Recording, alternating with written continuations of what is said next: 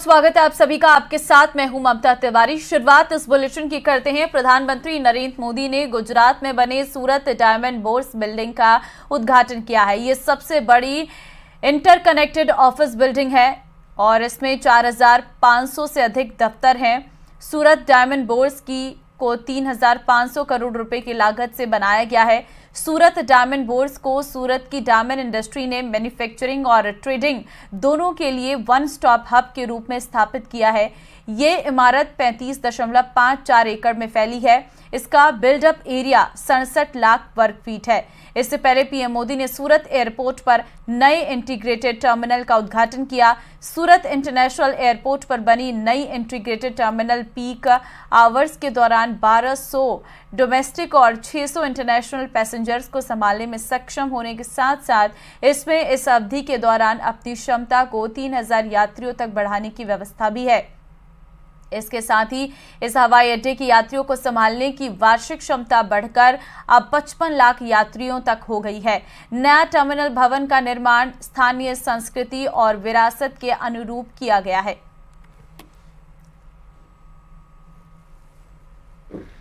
अब दुनिया में कोई भी कहेगा डायमंड बोर्स तो सूरत का नाम साथ आएगा, भारत का नाम भी आएगा।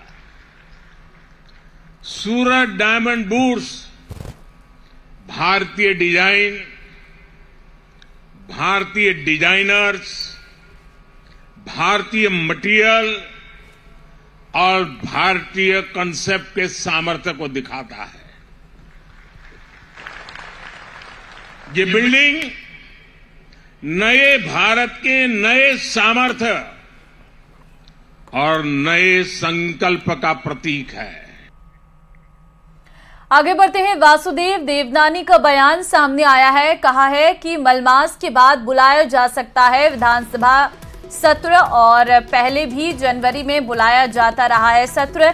मलमास खत्म होने के बाद बुलाने की कोशिश रहेगी। सरकार के गठन के बाद प्रदेश सरकार को गति मिलेगी। मंत्रिमंडल के गठन को लेकर बोलने से किया इनकार। विधानसभा में सार्थक बहस, जनहित के मुद्दों को लेकर चर्चा जरूरी। बीजेपी द्वारा नियुक्त विधानसभा स्पीकर हैं देवनानी।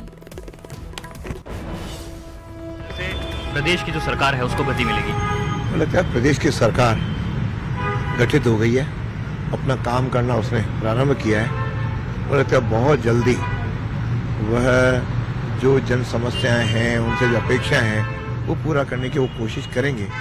मुख्यमंत्री जी बने हैं तो मुझे लगता है सब चीज सार्थक रूप से और अच्छी होगी। मंत्रिमंडल को लेकर के कई तरह के कयास, कई तरह की चर्चाएं अभी चल रही है सर। इस तरह से कौन कौन से नाम आप देख रहे हैं और कब तक ये हो सकता है? ये विषय मुख्यमंत्री जी का है। इस प्रश्न का उत्तर भी वही देंगे और मुझे लगता है सब चीज अच्छी तरह से आगे बढ़ेंगी। सदन को लेकर के अब जो सत्र बुलाने को लेकर के उसको क्या प्लानिंग? सत्र जरूर हम सोच रहे हैं कि मलमास जैसे समाप्त हो उसमें हम बुलाने की अनुशंसा करेंगे और तब बुलाएंगे। और पहले भी हमेशा जनवरी के मलमास के बाद ही होते आए, उसे हम बुलाएंगे। और पहले तो अभी प्रोटेम स्पीकर राज्यपाल महोदय उसको नॉमिनेट करेंगे, सारे विधायकों की शपथ होगी और उसी समय अध्यक्ष का चुनाव होगा। उसका अनुरूप फिर गाड़ियां आगे कार्रवाई बढ़ेगी। अपराध, महिला अत्याचार और पेपर लीक को बीजेपी ने जिस तरह से चुनाव में मुद्दा बनाया और मुख्यमंत्री ने आते ही सबसे पहली प्रेस कॉन्फ्रेंस में यही बात कही, किस तरह सरकार की प्राथमिकताएं रहने वाली है? नई सरकार जिन मुद्दों को लेकर के जीत करके आई है, मैं समझता हूँ उन मुद्दों को निश्चित प्राथमिकता से वो हल करेगी। और बाकी इस तरह के सरकार के जो प्रश्न हैं, मुद्दे हैं, उस पर मैं संवैधानिक मर्यादाओं के रहते हुए इस सीमित मात्रा में ही उससे अपनी टिप्पणी कर सकता हूं।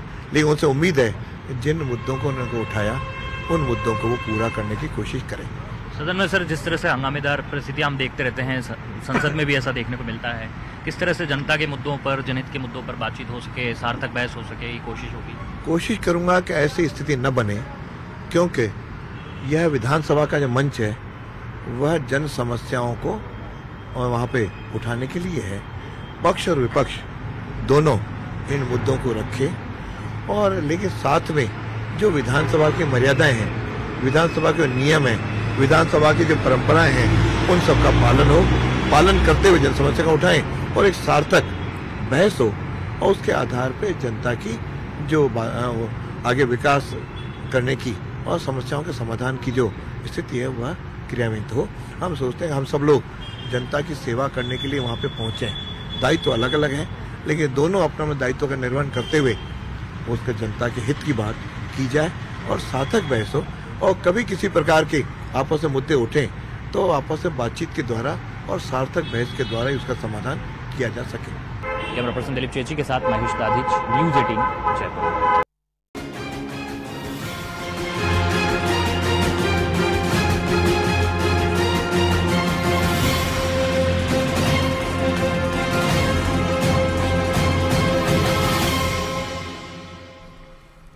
संसद भवन की सुरक्षा में सेंध लगाने वाले आरोपियों का राजस्थान से कनेक्शन सामने आया है। दिल्ली पुलिस की जानकारी के मुताबिक आरोपियों के फोन नागौर जिले में जले मिले हैं। मुख्य आरोपी ललित झा की निशानदेही पर आग में जलाए गए फोनों को बरामद किया गया है। आगे की छानबीन की जा रही है। बता दें कि दिल्ली पुलिस आरोपियों के कनेक्शन के बारे में छानबीन कर रही और बीते कई दिनों से आरोपियों के मोबाइलों के बारे में भी जानकारी जुटा रही थी। दिल्ली पुलिस मुख्य आरोपी ललित झा की निशानदेही पर नागौर पहुंची, लेकिन वहां जो कुछ हाथ लगा वो जली हुई हालत में मिला। आरोपियों के मोबाइल आग के हवाले कर दिए गए थे। दिल्ली पुलिस ने आरोपियों के मोबाइल के पार्ट्स बरामद कर लिए हैं और उसे सीज कर दिया गया है। पुलिस सबूत के आधार पर जानकारी जुटा रही।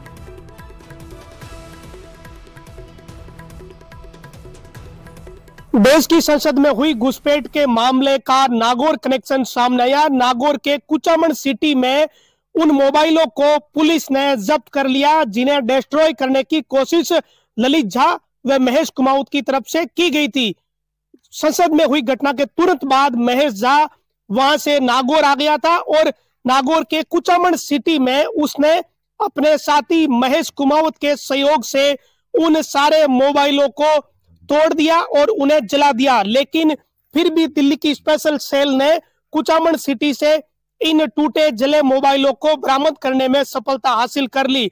ललित झा के साथ कुचामन सिटी के महेश कुमाऊत को भी गिरफ्तार किया गया है। महेश का एक और भाई है, उससे भी पुलिस ने पूछताछ की है। जब ललित झा ने दिल्ली में सरेंडर किया तो ये बताया जा रहा है कि उसके साथ महेश भी मौजूद था, लेकिन एक और भाई था जो यहाँ ललित झा का इंतजार कर रहा था महेश के साथ मिलकर, उसे भी दिल्ली की स्पेशल सेल ने पूछताछ करी है।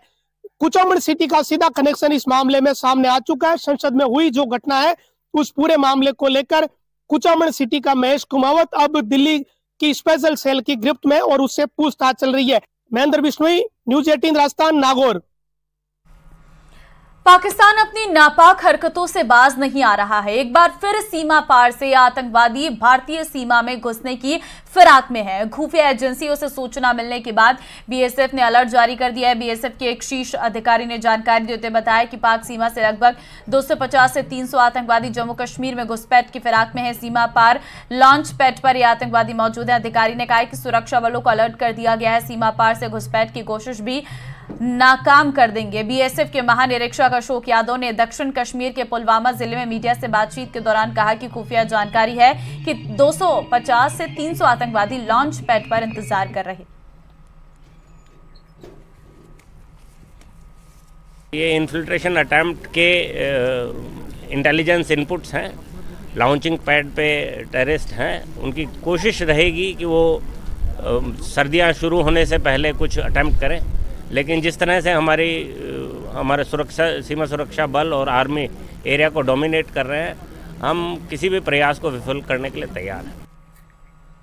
सीमा सुरक्षा बल और पंजाब पुलिस ने संयुक्त रूप से अमृतसर के गांव धनोए खुर्द में ड्रोन और 545 ग्राम हेरोइन बरामद की है। सीमा सुरक्षा बल को जानकारी मिली है कि इस गांव में ड्रोन गतिविधि हुई है, लिहाजा बल के जवानों ने पुलिस के साथ मिलकर सर्च अभियान चलाया। इस दौरान एक खेत में ड्रोन पड़ा दिखाई दिया है। ये ड्रोन चीन निर्मित है और इसके पास ही एक पैकेट मिला जिसे खोलने पर 545 ग्राम हेरोइन निकली है। ड्रोन को जांच के लिए लैब में भेजा गया है।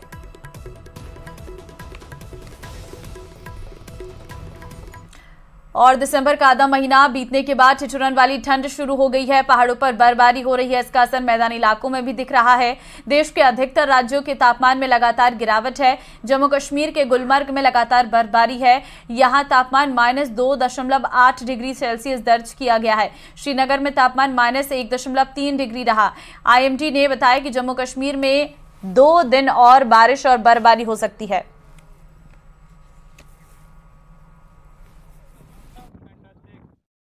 Definitely, it's a wonderful place to visit. When we arrived here in the early morning, there was no snow, but we were expecting, we were praying to Almighty कि snow हो, and certainly snowfall हो गया and it's all white here. And my message would be that it's such a peaceful place. It's a wonderful place to visit, and do visit here once. So it will be a wonderful and lifetime experience. हमें तो लगा था कि snow forecast के हिसाब से नहीं होगा, तो वी वर थिंकिंग कि पता नहीं होगा लाइव स्नो देखने मिलेगा नहीं मिलेगा, बट हम लोग जैसे ही गुलमर्ग घुसे तो स्नोफॉल होना स्टार्ट हो गया। तो बहुत अलग एक्सपीरियंस है, अच्छा एक्सपीरियंस है, बहुत अच्छा लग रहा है। कल तो पूरा यहाँ पे पूरा बिल्कुल अच्छा मौसम था, सूखा था, और अचानक ये बर्फबारी हो गया जिसकी वजह से ट्रैफिक नहीं चल पड़ी। यहाँ पे पूरी गाड़ियाँ यहाँ पे रुकी हैं, इसलिए अभी एडमिशन ने बोला है कि थोड़ा हम रोड को क्लियर करेंगे तो गाड़ियाँ नीचे जा सकती हैं। टूरिस्ट के लिए तो काफ़ी अच्छा हुआ कि बहुत लोग आते हैं काफ़ी दूर से, पूरे इंडिया में वर्ल्ड वाइड लोग आते हैं यहाँ पे। तो देखिए यहाँ पर जो ये बर्फ़ हो गई उनके लिए तो काफ़ी अच्छा रहा, लेकिन लोकल्स के लिए बिल्कुल भी कन्वीनियंट नहीं रहा, क्योंकि जैसे कि मैं खुद कल शाम को आया था 12:30 के आसपास, तो हमें फिर वापस जाने नहीं दिया। राजस्थान का कश्मीर कहलाने वाले माउंट आबू में सर्दी बढ़ते ही पर्यटकों का सैलाब उमड़ रहा है। आबू के पर्यटक स्थल पूरी तरह से फुल नजर आ रहे हैं। माउंट आबू में रात का तापमान 1 डिग्री दर्ज किया गया है। माउंट आबू के सबसे ऊंचे गुरु शिखर पर मैदानी इलाकों में धुंध और ओस देखने को मिल रही। तो आप तस्वीरों में देख सकते हैं किस तरीके से पर्यटकों से गुलजार है ये माउंट आबू। भीलवाड़ा में हरनी महादेव रोड पर स्मृति वन के बाहर सर्दी से बचने के लिए तमाम तरह के उपाय किए जा रहे हैं। हम आपको एक ऐसे फूड कार्ट पर लेकर चलते हैं जहां सिर्फ सर्दी में खास जूस ही नहीं बल्कि स्वास्थ्य के लिए खास अंकुरित चाट भी दी जाती है। यहां पर सर्दियों के लिए खास हांडी सूप भी ठंड भगाने के लिए तैयार है।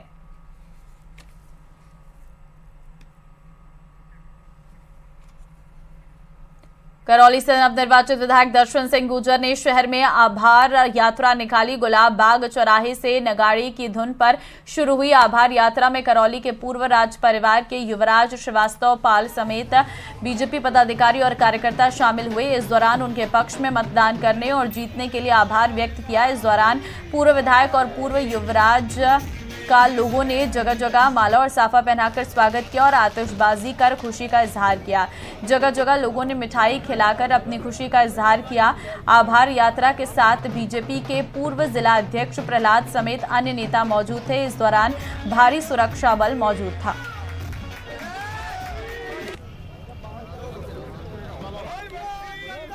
दौसा में कॉलेज छात्राओं के साथ राह चलते छेड़छाड़ करने के मामले में पुलिस अब तक आरोपियों को पकड़ नहीं पाई है। पीड़ित छात्रों का कहना है कि आरोपियों ने पहले उनके साथ कई दिन छेड़छाड़ की और उसके बाद किसी नुकीले हथियार से उन पर हमला कर दिया। इस बाबत पीड़ित ने आरोपियों के खिलाफ शिकायत दर्ज कराई है। जानकारी के मुताबिक केस दर्ज होने के 3 दिन बाद भी पुलिस के हाथ अब तक खाली हैं। पुलिस का कहना है कि आरोपियों की गिरफ्तारी के लिए कोशिशें जारी हैं और जल्द ही उन्हें पकड़ लिया जाएगा। आपको बता दें कि 11 और 2 दिसंबर को जहां छात्राओं के साथ छेड़छाड़ की वारदात हुई थी, वहीं 14 दिसंबर को उन पर नुकीले हथियार से हमला हुआ था।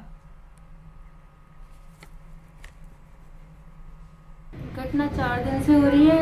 लड़के हैं जो 3 लड़के हैं और हमें 4 दिन से परेशान कर रहे हैं। पहले मेरे हैंडल की मारी है, फिर मेरे दूसरे दिन दोस्त के हाथ पर कट लगाए हैं, तीसरे दिन हमारे साथ कुछ नहीं हुआ, चौथे दिन फिर मेरे गले पर और हाथ पर कट मारे। किस चीज़ से कट मारे? शायद ब्लेड थी उनके हाथ में। ये कॉलेज की 2 बच्चियों ने कोई बाइक सवारों द्वारा कोई नुकीली चीज़ से हमला करने का आरोप लगा कर प्रकरण दर्ज करवाया। प्रकरण दर्ज है और लगातार हमारी टीमें उस अज्ञात लड़कों को तलाश कर रही है। नहीं, मेन घटना तो 14 तारीख की है, लेकिन उससे पहले भी बच्चियों का कहना है कि भाई एक आध बार और भी उन्होंने पीछा किया। इनका मानना है कि वही लड़के थे, हालांकि बच्चियां पहचान नहीं पा रही, श्योर नहीं है, लेकिन उनको ऐसा संदेह है कि शायद वही लड़के थे। श्रीकरणपुर विधानसभा चुनाव 2023 कांग्रेस ने चुनाव प्रबंधन समिति का किया गठन। पीसीसी चीफ डोटासरा ने जारी किया आदेश। पूर्व मंत्री, वर्तमान और पूर्व विधायक को दी जिम्मेदारी। 5 जनवरी 2024 को श्रीकरणपुर विधानसभा में मतदान। कांग्रेस उम्मीदवार हैं रुपिंदर सिंह कुन्नर, पूर्व मंत्री गोविंद राम मेघवाल, विधायक नरेंद्र बुढ़ानिया, डूंगर राम गेदर, विधायक अभिमन्यु पूनिया समेत कुल 26 लोगों को दी जिम्मेदारी। तो कांग्रेस ने चुनाव प्रबंधन समिति का गठन भी कर दिया है। पीसीसी चीफ डोटासरा ने जारी किए हैं आदेश। नागौर जिले के मेड़ता सिटी में संपत्ति के विवाद के कारण एक पूरे परिवार ने जहर खाकर सुसाइड का प्रयास किया। चारों को गंभीर हालत में अजमेर रेफर किया गया है, जहां उनका इलाज जारी है। बता दें कि संपत्ति के विवाद के चलते युवक ने अपनी पत्नी और 2 बेटियों के साथ जहर खा लिया, जिसके बाद आनन फानन में परिवार के लोगों ने मेड़ता पुलिस को सूचना दी, जिसके बाद पुलिस ने चारों को अस्पताल पहुंचाया। फिलहाल पुलिस पूरे मामले की जांच कर रही है। और प्रॉपर्टी के विवाद को लेकर आपस में बातचीत वगैरह चल रही थी। तो इसी दरमियान उस कैलाश ने, जो सबसे छोटा भाई है, उसने और उसकी पत्नी और 2 बच्चियों ने पॉइजन पी लिया था। तुरंत जैसे ही थाने पर इत्तला मिली तो सीआई साहब पहुंचे, मैं भी पहुंच गया था, और चारों ही घायलों को हॉस्पिटल ले गए और वहां से अभी अजमेर रेफर कर दिया गया है। करौली के हिंडौन में रेलवे ओवरब्रिज के पास एक युवक की ट्रेन की चपेट में आने से मौत हो गई। मौके पर पहुंची रेलवे पुलिस ने युवक को घायल अवस्था में अस्पताल पहुंचाया, जहां उसका इलाज के दौरान मौत हो गई है और मृतक का पोस्टमार्टम कराकर शव परिजनों को सौंप दिया गया। बताया जा रहा है कि युवक शराब के नशे में था। फिलहाल मामला दर्ज कर जांच शुरू कर दी है।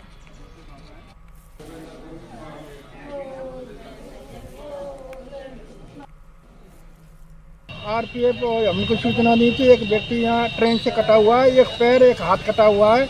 आप जल्दी हम तुरंत वहाँ पहुँचे, पर ये कंबल ओढ़ रखा था, ये नशे मदहोश था। मतलब ये पटरी बीच में बगल में साइड में लिया था। फिर ये कह रहा मेरे को तो सुनो था, जब तो ये बोल रहा था।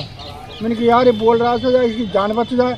हमने टेम्पू किया था वहाँ से, हमारी मानवता के हिसाब से टेम्पू में लद के और यहाँ हॉस्पिटल भर्ती कराया था। कोटा की रिद्धि सिद्धि नगर में महिला के ससुराल पक्ष ने महिला के साथ बेरहमी से मारपीट की। यहां तक कि ससुरालियों ने महिला पर चाकू से वार किया, जिसके बाद खून से लथपथ महिला को गंभीर हालत में अस्पताल में भर्ती करवाया गया। फिलहाल महिला भी अस्पताल में ही भर्ती है और मामले की सूचना पुलिस को दे दी गई है। पुलिस जांच में जुटी है। उठा के बच्चा लिया उन्होंने और वो भाग गए और हमारी कुंडी लगा गए ताकि हम बाहर नहीं जा पाए। हमने उसी वक्त केतुली पुलिस थाने में कार्रवाई करवा दी कि बच्चे को उठा के ले गए। उन्होंने लगाई तो इनका देवर और इनका पति आया और इनके साथ मारपीट शुरू की। इनको फोकी से मारा, सिर में चाकू से मारा, 1-2 जगह अच्छे से इनको बढ़िया मार मूर के, और फिर उसके बाद वो तीनों तो फरार हो गए, सास, देवर और देवरानी, जिसकी अभी 10 तारीख को शादी हुई है देवर की। तो तीनों फरार हो गए बच्चा लेके।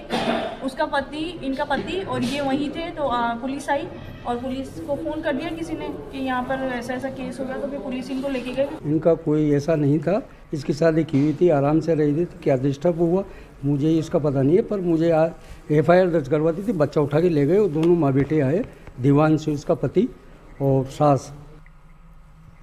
हर व्यक्ति तक सरकार की जन कल्याणकारी योजनाओं का लाभ पहुंचाने के लिए केंद्र सरकार की ओर से शुरू की गई विकसित भारत संकल्प यात्रा का चित्तौड़गढ़ में भाजपा प्रदेश अध्यक्ष और सांसद CP जोशी सहित जनप्रतिनिधियों ने इंदिरा गांधी प्रियदर्शनी ऑडिटोरियम में IEC वैन को हरी झंडी दिखाकर रवाना किया।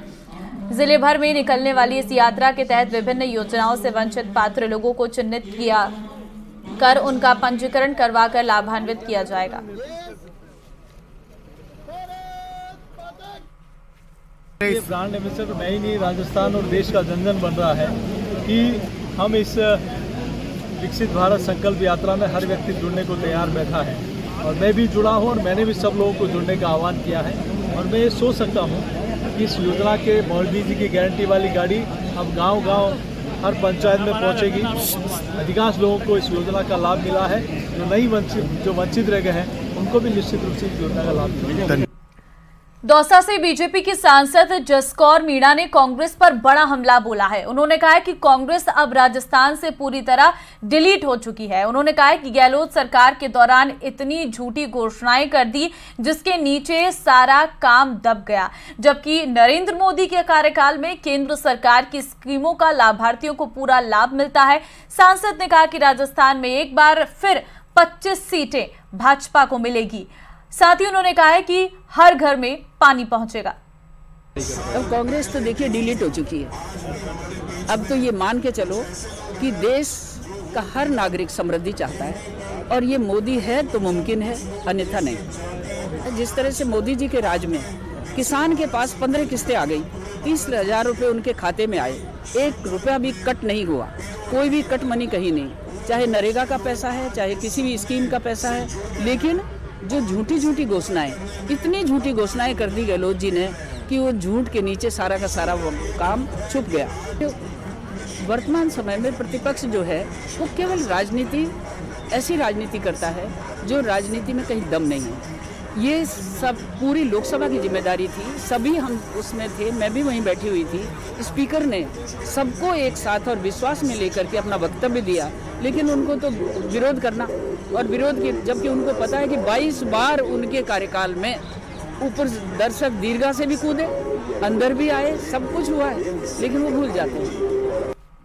चलिए आगे बढ़ते हैं। अलवर शहर के मोती डूंगरी के होटल लेमनेड से लाखों रुपए की ठगी करने वाले आरोपी को पुलिस ने गिरफ्तार कर लिया है। पुलिस से मिली जानकारी के अनुसार आरोपी होटल बुकिंग के नाम पर ग्राहकों से एडवांस रुपए लेता था और फरार हो जाता था। ऐसे ही करके 9,82,000 रुपए लेकर फरार हो गया है। पुलिस ने आरोपी को गिरफ्तार कर कोर्ट में पेश किया। विकास यादव होटल मैनेजर लेमनेड ने रिपोर्ट पेश की थी कि हमारा सेल्समैन कर्मचारी सन्नी महाजन ने हमारा होटल द्वारा ग्राहकों के लिए कमरे बुक किए जाते हैं, शादी ब्याह पार्टी बर्थडे, उसमें ग्राहकों से अग्रिम राशि लेकर जिनका गमन कर दिया। इस पर तफ्तीश की जाकर मुलजिम सन्नी महाजन को जुर्म धारा 407 IPC में गिरफ्तार किया है। राजसमंद अपर जिला एवं सेशन न्यायाधीश ने धोइंदा स्थित रैन बसेरे का औचक निरीक्षण कर व्यवस्थाओं का जायजा लिया। न्यायाधीश वैष्णव ने बताया कि सर्दियों से बचाव के लिए आश्रय स्थल में बिस्तर, तकिया, रजाई और चद्दर पर्याप्त मात्रा में उपलब्ध मिले, लेकिन आश्रय स्थल के बाहर साइन बोर्ड नहीं लगा था। इसके अलावा रैन बसेरे में नहाने के लिए गर्म पानी की व्यवस्था मिली। महिलाओं और पुरुषों के लिए अलग अलग कमरे मिले और मनोरंजन के लिए TV भी उपलब्ध करवाया गया है।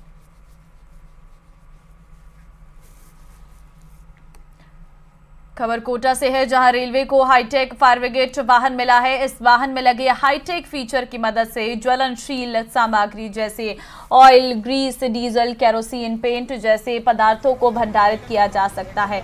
साथ ही इसमें 4,500 लीटर की क्षमता वाला पानी का टैंक और 200 लीटर क्षमता वाला फोम टैंक है, जिसकी मदद से किसी भी आग को प्रभावी तरीके से बुझाया जा सकता है।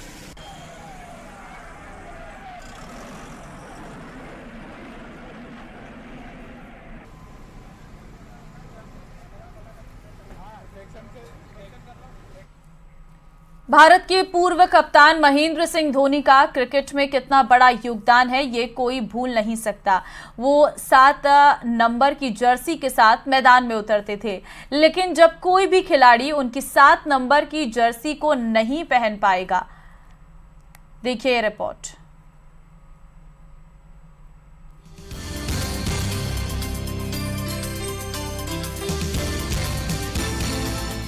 भारतीय क्रिकेट फैंस के लिए मैदान में 7 नंबर की जर्सी के क्या मायने हैं ये बयां करना मुश्किल है। इस जर्सी के साथ क्रिकेट फैंस के इमोशन जुड़े हुए हैं, क्योंकि इस जर्सी के साथ भारतीय क्रिकेट की सुनहरी यादें जुड़ी हुई हैं, क्योंकि 7 नंबर की जर्सी भारत के पूर्व कप्तान महेंद्र। चलिए इस